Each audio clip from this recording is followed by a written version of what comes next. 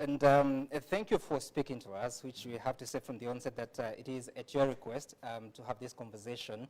And let's begin from the latest, because we've seen you in the city going around and speaking to the people. You sound angry. Why are you angry? No, I'm not angry at all. I'm an easy guy. I went to talk to the people of Nairobi because they have been seeking me out for a while because they have had various challenges. And at Wakulima Market, at Kekoba Market, at Muthurwa Market, the traders at Nyamakema, the touts and drivers at Tirum, they have been seeking me out over various challenges where they feel that they have not been treated very fairly by the county government of Nairobi. Right. And I therefore went to listen to them because as a leader, when the people whom you lead call upon you to listen to them, that's what good leadership is all about. So you are listening to them? Yes. What did they tell you? There are very many challenges at Wakulima Market over forceful eviction to Kagudo Road after having been there for almost 30 years without adequate public participation. And I think 2 weeks ago, there were attempts to forcibly evict them, and they are quite unhappy. And they wanted some intervention. Again, at Muthurwa Market, they have had challenges over health. There are hazardous challenges in terms of garbage collection, in terms of lack of water, lack of sanitation, and they would want some intervention. Again, at Kekoba Market, there has been challenges about threats to evict them from where they have had their livelihoods for many years.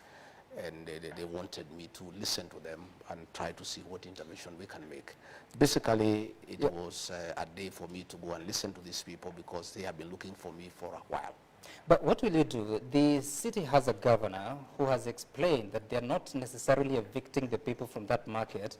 It's only that those that are excess need to move to a different location. What solution will you offer? Well, the fact that they are looking for me means they are not satisfied.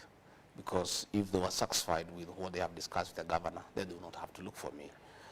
People do not agitate where there is no cause. So the fact that they wanted me to listen to them means that they have not, their issues have not been addressed to their satisfaction. That's what I'm asking, because the city is under the leadership of the county government.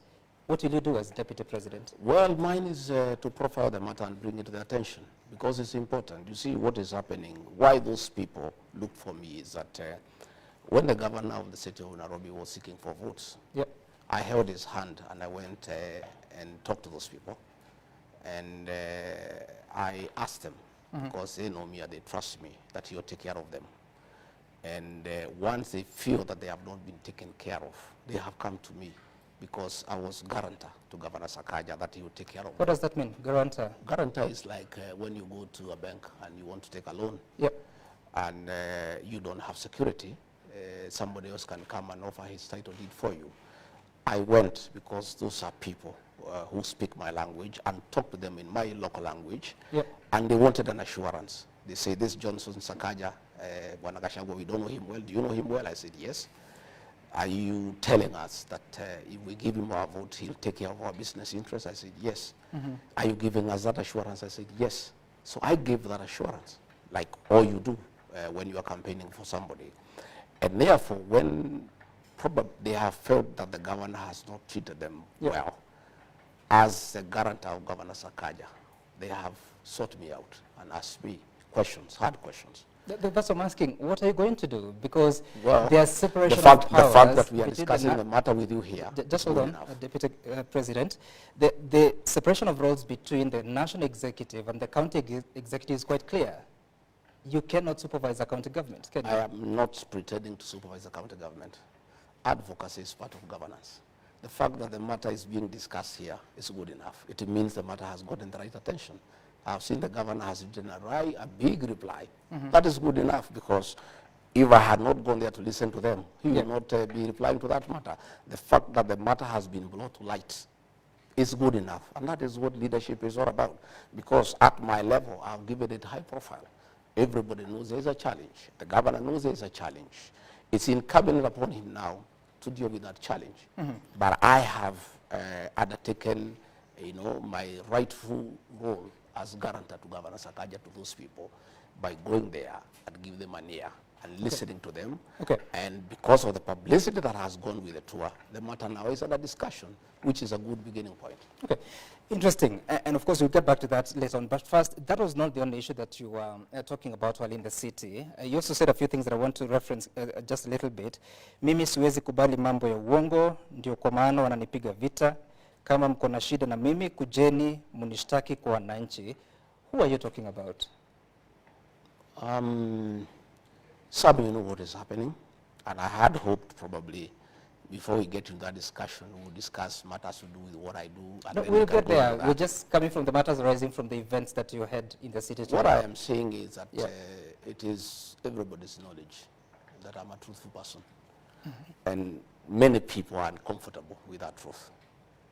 When I raised that matter of Wakulima market, I was called all sorts of names, including being called a tribalist. Given the fact that majority of the people in that market come from my community, matter beyond my control. And it was assumed that I'm talking because probably they come from my community. Far from it. In that market, there are traders from all communities. And when I bring these matters to light, many people have a problem with me. And the fact that I insist all the time that we honor pre-election pledges. There are things that we promise the people. We went there with Governor Sakaja and promised the people of that market that under our administration, their business can only flourish. It cannot become worse. We agreed that our administration will never oversee demolitions and evictions. Those traders were being evicted there about 10 years ago in a very brutal manner. And I talked about it. And many people are uncomfortable with that. And what I'm saying is that anybody who has a problem with my conduct, you go and report me to my employer.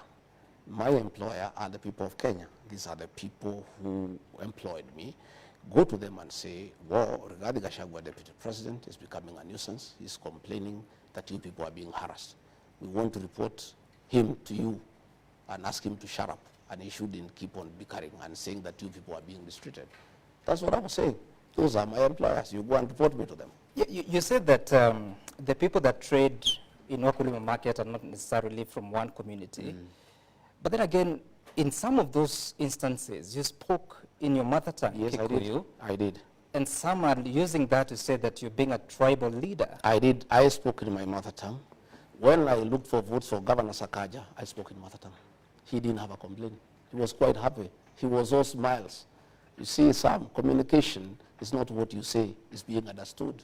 You talk to a people, to a language that they understand better. When I was looking for votes for President William Ruto, for Governor Sakaja, in meetings where the majority are people from my community, I spoke in my mother tongue. I don't know why people are having a problem. Now that elections have been won, when I speak to people in the language I used to speak to them when we were looking for votes. What was good then is still good today. But that time you were not deputy president. Now you are a national office. The but president, that does not... just hold on. The president is a symbol of authority. I mean, a symbol of unity in the country. You are the deputy president, principal assistant. Maybe would be held to the same standard. Does it not bother your conscience? Not at all, because the fact that I'm deputy president does not diminish my heritage and where I come from and my language. My language still remains intact. And Sam, let me tell you, communication is about being understood. It doesn't matter what language you speak. You speak the language that people understand. Even if more than 40 communities of the Republic do not understand what you say. But they were not in that meeting. But they're hearing you. But the people you are addressing, we were addressing specific issues in Wakulima market. Those issues are specific to those people. You talk to them the language that they understand most, so that you agree. You've just told me that the Wakulima market is not just the Kikuyu community. There are other communities that trade there. I spoke 70% in Swahili. Yeah. And 30% I spoke in Kikuyu because the majority asked me to speak in Kikuyu. We have some mothers there who don't understand Kiswahili properly. We have some old men who have lived there in that market who have not lived in that market for a long time.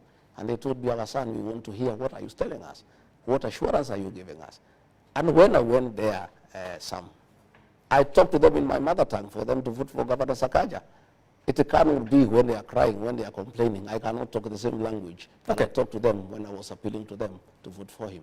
You said, wale wanaopanga hii upuzi wasiharibu hii Kenya. Hii Kenya imekuwa na matatizo mengi, wakijaribu hiyo maneno, Wakenya hawatakubali. What is being organized? Nini inapangwa? You know there are many schemes that are going on every day. You have seen meetings. You have seen meetings of trying to divide the people of Mount Kenya region. You have seen meetings of undermining the deputy president. You have seen people being caught and being offered money to impeach the deputy president, to remove him from office, and all that nonsense that is going on. And I was saying, you see, some are elected by the people. And I asked the people directly whether they have a problem with my leadership. And they said they don't have. I drew my mandate directly from the people.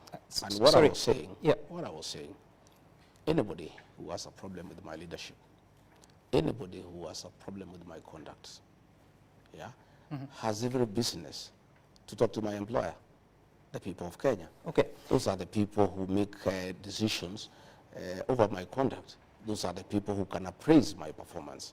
Those are the people who can give an opinion as to what they think I'm doing, whether it's right or wrong. Okay, you're saying that people have been offered money to remove you from office.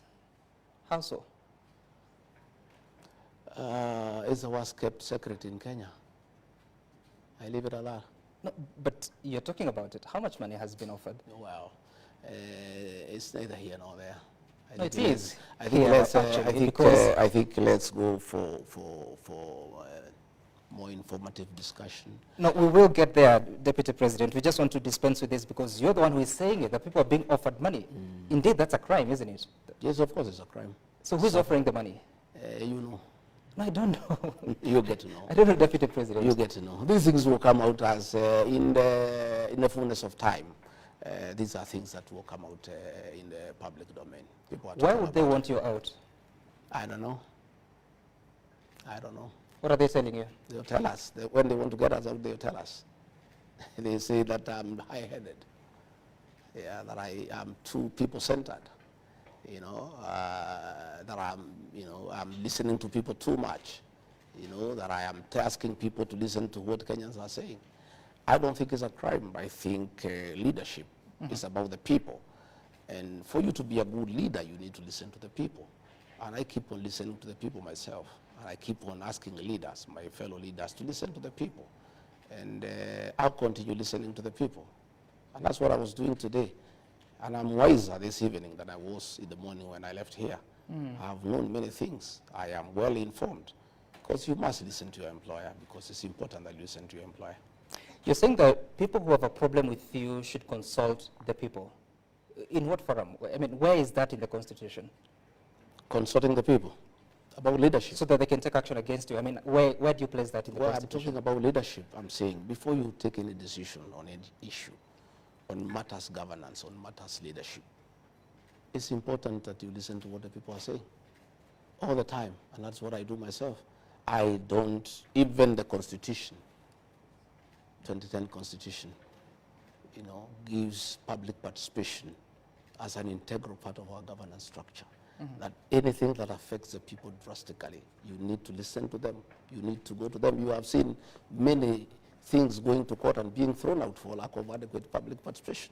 Public participation is part and parcel of our life in this country, and more so in matters leadership, in matters governance. Deputy President, who told you there was a plan to impeach you? I am a consumer of information. When you call people for meetings, most of them are our people. When you coerce them, you intimidate them, you offer them bribes, they come and report to us. And, you know, what people must know is that people have loyalties. And you may talk to many people and tell them what you want them to do, and you think that you are keeping a very big secret. You know, we get to know these things when the meetings are going on, or immediately after the meeting. You know, meetings have been held in Nyahururu. We know what was being discussed. Meetings have been held in Kitusuru, you know, in the house of a cabinet secretary. We know what was being discussed. We know the amount of money that exchanged hands. How much All is these things are in the public domain. How much? Never, don't worry. Are you interested in the money yourself? Don't worry about, I don't think anybody will find any of that money, so you shouldn't be worried about the amount. But all these things that are happening, people know, and some. Now, let nobody underestimate the intelligence of the Kenyan people. The Kenyan people are very intelligent people, and they have come of age. And as I listen to people today, even when I was going to explain to them what is happening, they say, no, don't even bother. We know. You know, Deputy President, the interesting bit is that you're revealing information, but halfway. You've just now revealed there's a cabinet secretary who hosted a meeting in Kitisuru. Who hosted the other meetings? Who organized them? Some have told you. You have seen the meetings yourself. I've just told you what was being discussed inside those meetings. I'm giving you info on what was going on. Only meeting you are aware of the meetings. The only meeting I know about is of the members of parliament that came out and said that their leader is now... That was not the real issue. No, the real issue is what I'm telling you about. In that meeting, it was discussed that they were going to be the impeached. one that was held the whole night in Nyahururu. The whole night, that was what came out is not the real issue. The one of dividing the mountain into two, the one of looking for another leader, that was not the issue. The issue is how you can force our deputy president out of office. You know, that was the issue. It was the real issue that was being discussed in that meeting. And people know, and they reported to us, many people, most of them were coerced into that meeting. They were intimidated in that meeting. In fact, in the photograph, there were only 28. There were 35. And 7 of them ran away because they didn't want to be photographed. The others were said to be 48. The balance from 35 minus 48, I think is about 15, were not even there. And most of them, the Honorable Mother Wangari, denied that she had not participated. The Honorable Munyoro, the MP for Kegumo, wrote a letter saying he was not part of it. There was a lot of coercion, there was a lot of intimidation, there was a lot of bribery. Coercion from who? For those who have the capacity to coerce. Who are those? Pressurize. You can describe them without naming. You know them. I don't know. Well, you live, you get some, you are an adult. You have been around for a long time. I can confirm I am, yes. But I don't have that information. No, you do. You will find out with the time. And as these conversations are going, because you're saying that there are people who are refusing that they were part of that meeting, there are those that accuse you that you bully people, that you don't listen to the people. In your own county, home county that is Nyeri, I think most of the members of parliament, if not all, have stepped away from you. Why is this? I don't bully anybody. I'm just truthful. I ask members of parliament. Let's unpack that. What does truthful mean? I just ask the members of parliament to listen to the people, to listen to the ground. They call that bullying. It's not bullying. It's just being truthful. You know, people don't want to be told the truth. We have a problem with this country. People want to live a lie. Those members of parliament from my county are very good people. But they had a lot of coercion and intimidation. But it doesn't really matter. What matters is that the Nyeri people, I was here the other day, are with me. 44 members of the county assembly are with me. The governor of Nyeri is with me. If the MPs want to be intimidated and be coerced to seem to fight me, that's up to them. They have a date with the people of Nyeri in the fullness of time. And I'm really not bothered by there these things. There are reports that, Mr. Deputy President, you're working with opponents of sitting members of parliament to decampaign them ahead of the 2027 election. I am not working with any opponent of anybody. What happens, Sam, is that nature abhors vacuum. If I go to a meeting and a member of parliament doesn't turn up, another character who is interested in leadership turns up, you cannot chase him away. I am a people's person. Nature abhors vacuum. I have no candidate. I have no candidate. I have not looked for anybody to campaign anybody. What I cannot do, for sure, when I go around the country, I cannot stop Kenyans to accompany me to wherever I am going. If a member of parliament is there, he or she is given a chance to say hello. If he is not there and there is somebody else who wants to say hello, they are allowed to say hello. That's the way it goes. Yet some of them claim that you're forcing them to attend meetings. I don't force Case anybody. in point, the member of parliament for Nyeri Town once told me in studio that you had invited him to join you in a meeting, and he excused himself saying he was committed elsewhere, only for you to go and speak ill of him? I have no capacity to force anybody to attend my meeting. Meetings are voluntary. My meetings are very well attended because I have a huge following. Any clever politician would attend my meeting. If he or she chooses not to attend, I have nothing to do with it, and I don't complain about it. You know, all I say is that if you want to come, my office, as a matter of courtesy, informs every elected leader of my tours around the country. The decision whether to attend or not, or whether to attend or not to attend, is your decision as a leader, and I would not take offense for you not coming, because I have nothing to do with you. You know, I heard somebody saying that that I'm unhappy somebody has not come to accompany me to church. Sam, what you need in church is a priest, the choir, and the congregation, and the service is on. Whether a member of parliament is in church or not, that will never dilute the quality of the service. We go to church to listen to the sermon, to praise and worship. And if the church choir is present, the congregation is present, you know, and in fact the Bible says where 2 or 3 are gathered, that's where God is. That's all you need, 2 or 3. I don't think I have any issue with anybody attending my meeting or not attending. I am not bothered, really. Okay. You're not bothered, you say. Yet, if, as you say, that there are plans to impeach you, if an impeachment motion makes its way to Parliament, you will need members of Parliament to make a case for you, because it is them that vote. That is their decision, Sam. My position is very, very clear. I was elected by the people of Kenya, okay? It is the people of Kenya who will confirm whether I'm working well or not. But if members of Parliament... How will they decide? If members of Parliament are persuaded, intimidated, coerced to remove me from office, so be it. The matter is there. It's that simple. There are no issues. One, I have no capacity to coerce any member of Parliament. I have no capacity to intimidate any member of Parliament. I have no money to bribe any member of Parliament. If members of Parliament want to impeach Deputy President Rigathi Gachagua, so be it. If they have issues with him that are constitutional, that meets the threshold, and they want to go ahead and send him home for whatever crimes he has committed, there's nothing Rigathi Gachagua can do about it. That is their purview. Yet, Deputy President, including the meeting that you attended today in the city, some of the members of Parliament you're working with were saying that we have seen the dog, now we want to see the owner of the dog. What does that mean? You can ask the ones who made those It has been repeated in several meetings that you attended. I did not make those statements. Those are questions you can ask those who made Are you statements. concerned that such kind of language is being used in your presence? Well, all kinds of languages I've used in many meetings, including where I am personally abused. And that is what is happening. The country is in that mood of abuses, of tough talk, of campaigning, and there's nothing I can do. I have not studied it. Does it bother you? It bothers me a lot. So what are you going to do about it? Well, it's up to our boss to decide what should be done, because he is our party leader.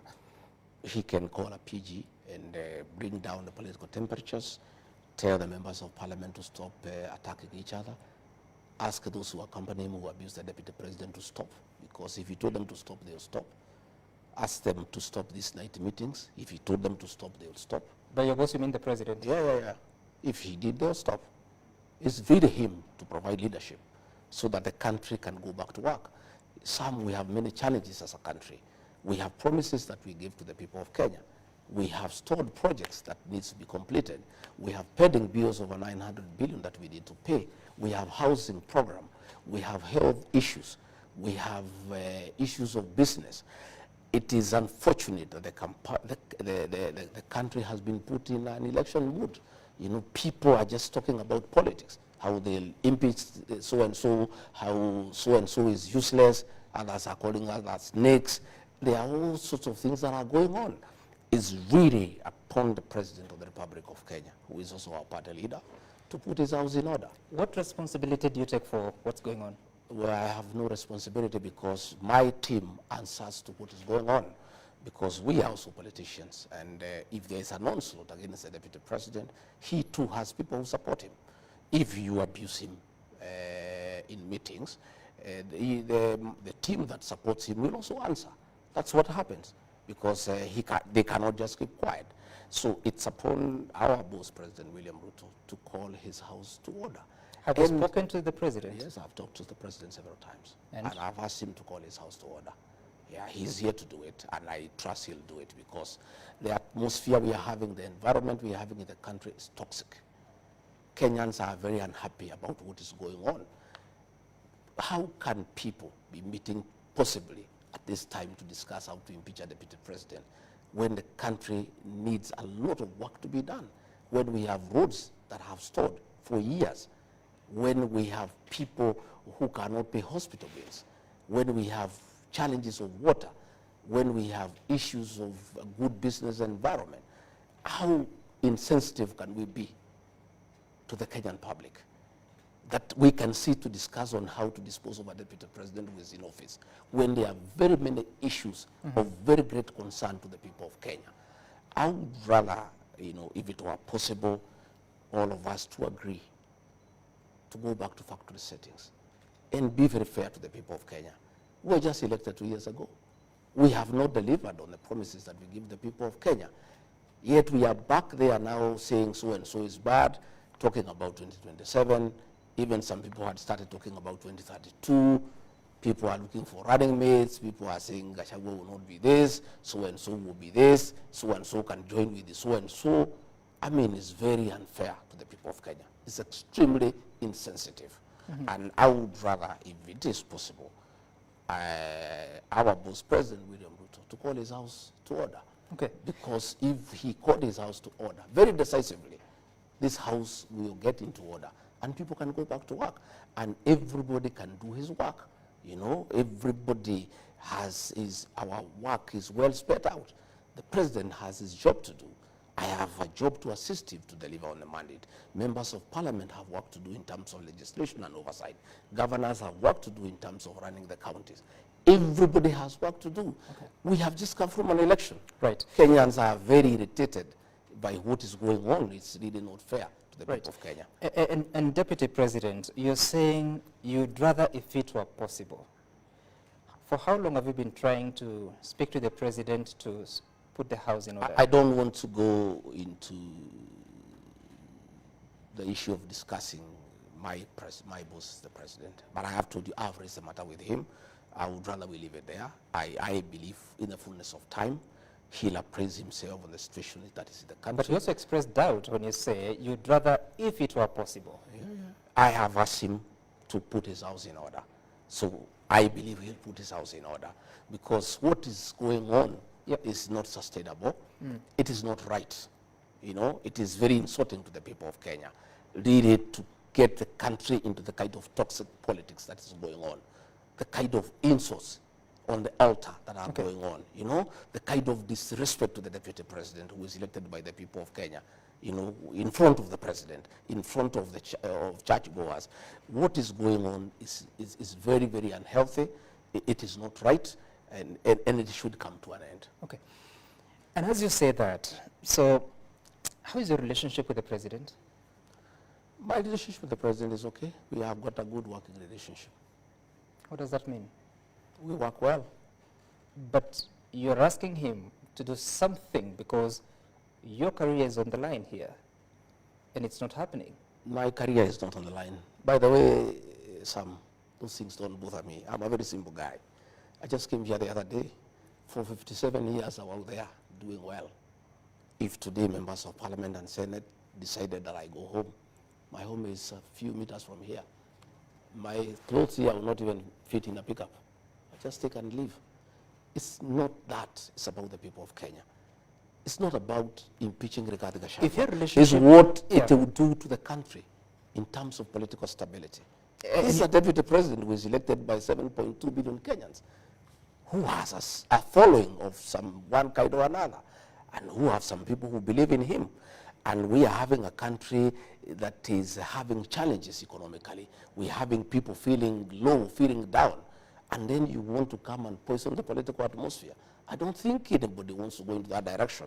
But if that's the direction whoever is arranging wants to go, so be it. There's nothing I can do. The matter is beyond my purview. You know, let whoever wants to go ahead with it, go ahead with it. All we are doing ourselves is we'll inform the people of what is going on. And that I will do, by the way, because I have a responsibility also. You know, I'm elected. And going forward in the next few weeks, I'll be talking to my supporters and telling them what's going on, what is being planned, what is likely to happen, so that they are aware. You see, we are elected by the people. We have a responsibility to always inform your employer what is going on, so that they know, so that they are aware of what is going on, because people wonder what is going on. We have a responsibility as leaders to inform the people, because they are the ones who have given us this job. I was not given these jobs by the president. I was not given by members of parliament. The president nominated me and proposed me for confirmation by the people of Kenya. The people of Kenya, by a popular vote, confirmed President William Ruto's nominee, Rigathi Gachagua, as the right person for the job. Right. But the people who gave me this job are the people of Kenya. And therefore, if there are issues along the way that I find disturbing, that I find that they can cause political instability in this country, that I find they can be intrusive, and they can disrupt our development agenda, they can disrupt our political stability as a country, I have a responsibility to go to the people who voted for me and explain to them exactly what is happening. And that I'll do. And I have started today, and I'll be doing that along the way, because I am answerable to some people. I cannot just sit here in Karen. Meetings are going on at night. You know, people are being intimidated. People are being coerced, you know, to disrupt, you know, my term, to stop me from doing my work. And I just sit here. I cannot. I'll go to the people and say, good people, you gave me the job. Are you happy with what I've done so far? Yes or no? Okay. If you have a problem you want me to correct, but my people, this is what is being planned. And it is so and so who is planning it. So when you see it happen, please know this is what is going on. Deputy President, I take note that you keep going back to that conversation about the meetings and the plans that are being made. Do you think the President knows about those meetings? Well, I don't know whether he knows, but many people in those meetings quote him, but he's not there. So I have no confirmation. How do you know they quote him? No, it is reported to me. They say, they invoke his name, that he is the one who has authorized those meetings. But since he's not in those meetings, I cannot accuse him. But the truth of the matter is, the way we work as UDA, as Kenya Kwanza, any motion of impeachment in the National Assembly to remove the Deputy President of the Republic of Kenya will never find its way to the House unless the President approves. That's the way we work. Any contentious issue that comes to the National Assembly, the finance bill, this and that, the President will call a PG and say, this is our agenda, can you go and prosecute it? So, even as people are planning, if that motion will ever find itself to the House, it will have to get the approval of President William Ruto. So it will be his motion, because he'll have to approve it.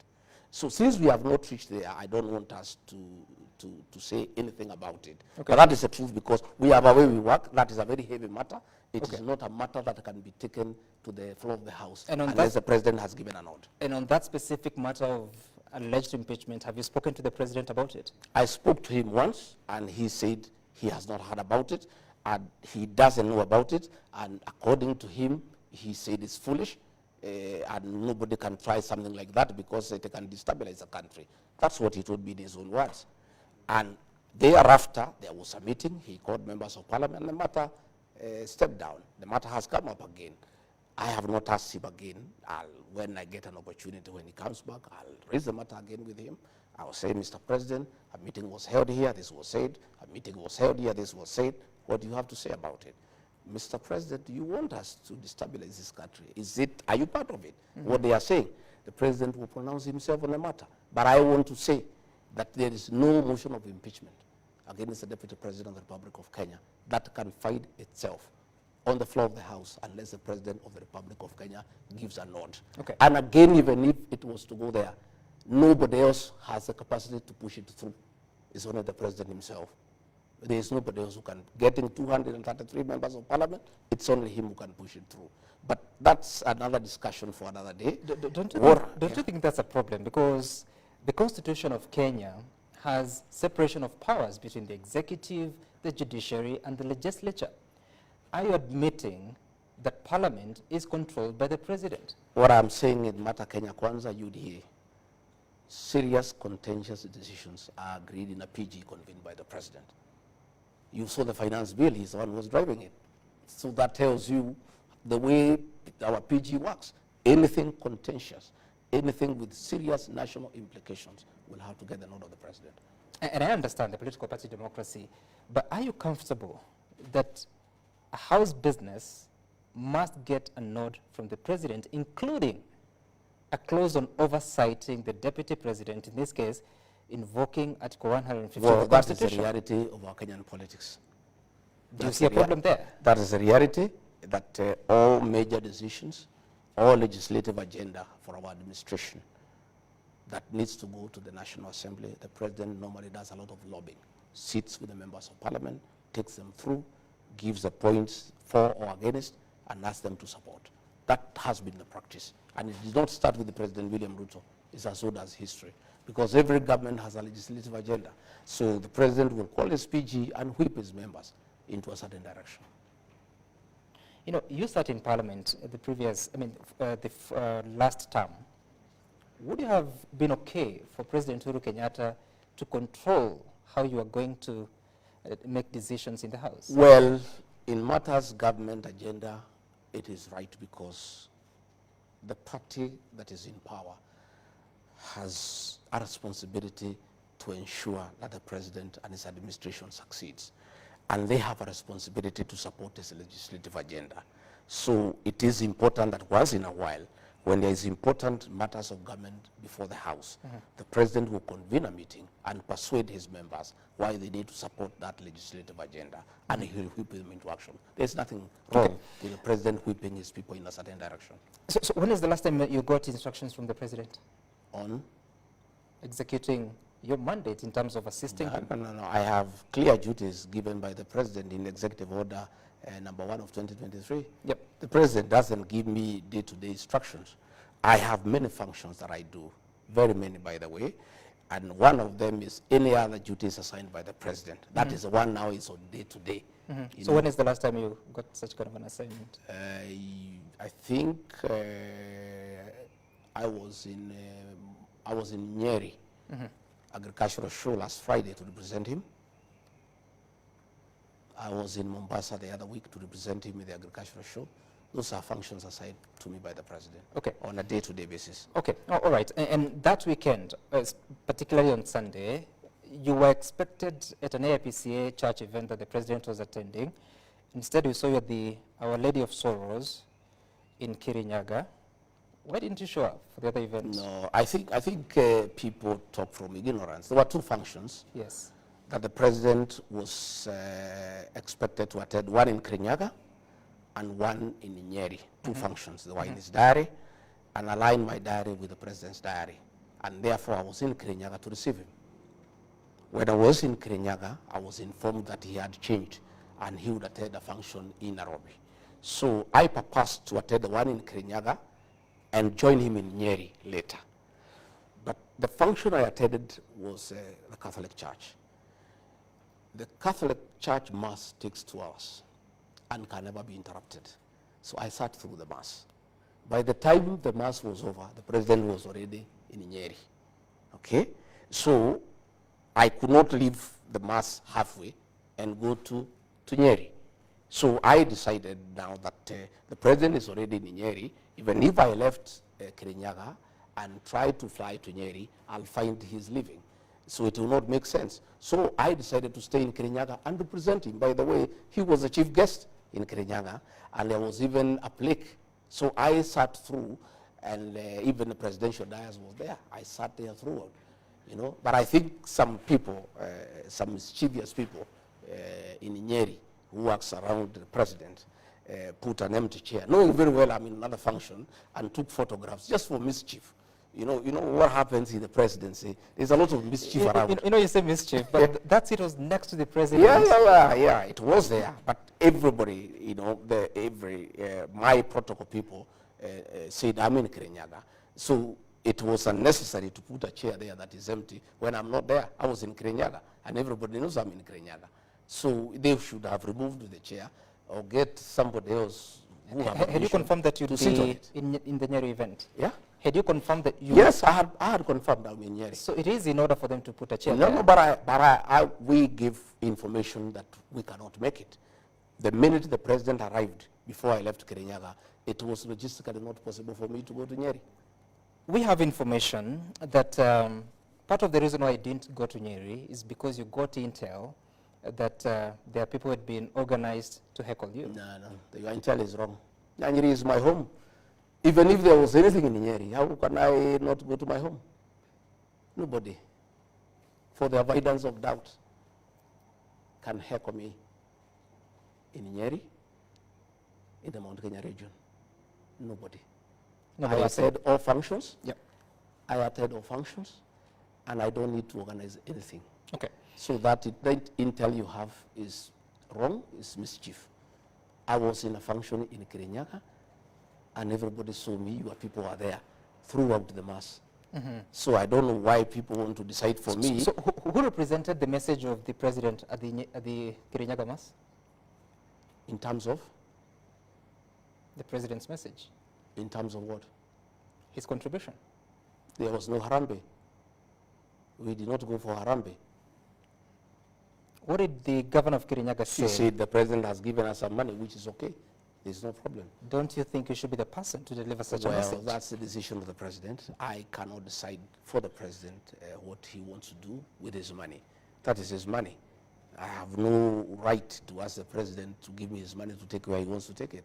If the president was to send Anwar Igoro to a meeting where I am with his money and not send me, that is his decision, and we must respect it. Does And that show a good working relationship between the president and the I deputy? don't know. I don't read much out of it. You don't? Because I was not going for Harambe. I had not talked to the president, so he did not send me. I just went for mass and was there to receive him. But if he has decided to send somebody else with his money for a function in my presence, that's a decision the president makes. Okay. It used to happen all the time during the time of Uhuru Kenyatta. All the time that was happening, William Ruto as deputy president would be there. Somebody else would turn up with condolences and read when he's there. You know, I think these things. And there was a problem that time. If I don't know whether President William Ruto had a problem with it, I don't have a problem. He made it clear that there was a problem. If he had a problem with it, you actually spoke I about don't it have yourself. I don't have a problem with it myself. You don't have a problem with it. Okay, but you have also been missing in several functions, including even receiving the president as he came back from Germany. You have always gone to the airport to receive him. This time around, we didn't see you. We saw the Interior Cabinet Secretary. Kindiki.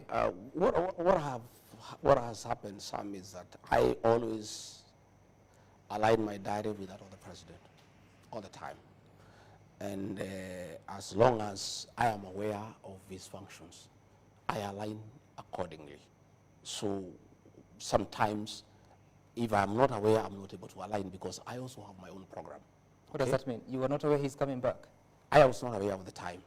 Okay, so what has happened is that I think 2 days, I think about a week ago. Okay. I think about a week ago, we have a diary for the president where I am there, my private secretary is there, my chief of staff is there, and all his issues are there. So we align.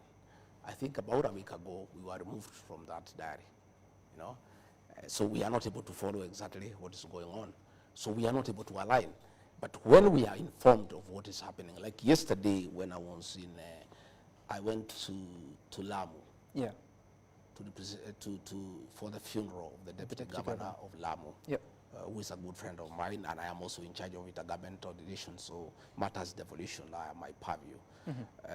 When I was there, a letter came that I am needed at State House for the swearing in of the Inspector General of Police, but I was already in Lamu. Yeah. So it was not logistically possible for me to leave Lamu and attend. So when I'm aware of where the president is at what time, I'm always there. If I am not aware, then there's nothing I can do about it. All right, Mr. Deputy President, we'll be taking a short break, but you come back to that particular part that you're talking about. You no longer have the visibility of the diary, but of course you're watching the conversation with the Deputy President of the Republic of Kenya, that is Honorable Rigathi Gachagua. We'll be back shortly with this conversation on so many other issues, including the new look government and what the mandate of the Office of the Deputy President is and what he has been doing about it. Stay tuned.